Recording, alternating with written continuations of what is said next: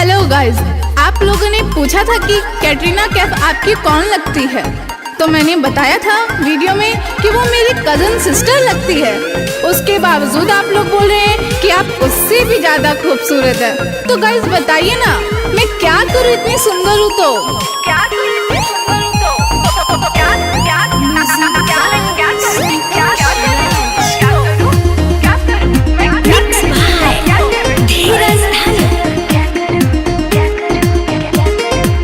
जब जब करेलू ठालाली रेड कलर के देखेला सारा लोग तुके जी भर के। जब जब करेलू ठालाली रेड कलर के देखेला सारा लोग तुके जी भर के। तुम ही बताओ मैं किस किस को मना करूं, तुम ही बताओ मैं किस किस को मना करूं। मैं इतनी सुंदर हूँ क्या करूँ, मैं क्या करूँ। मैं इतनी सुंदर हूँ क्या करूँ, मैं क्या करूँ।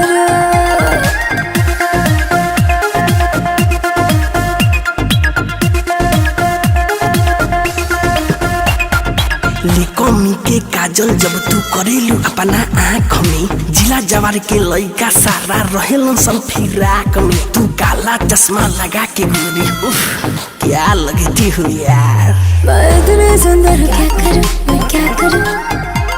मैं इतनी सुंदर हूँ क्या करूँ, अरे क्या करूँ।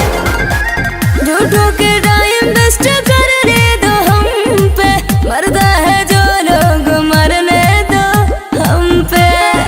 अरे ये हीरो क्या समझे, झूठों के टाइम वेस्ट करने दो हम पे, मरते हैं जो लोग मरने दो हम पे। तोहरे बारे में हम सबसे पता करूं, मैं इतनी सुंदर हूँ क्या करूँ, मैं क्या करूँ। मैं इतनी सुंदर हूँ क्या करूँ, मैं क्या करूँ।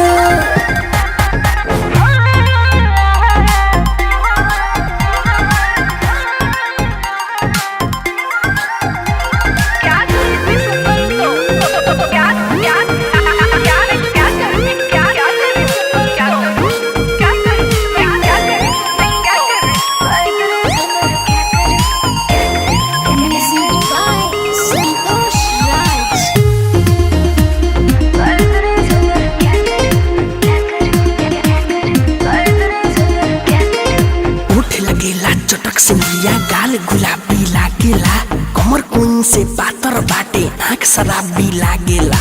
हम दादी औरी दबा के जान लोगी क्या रे। मैं इतनी सुंदर हूँ क्या करूँ, मैं क्या करूँ।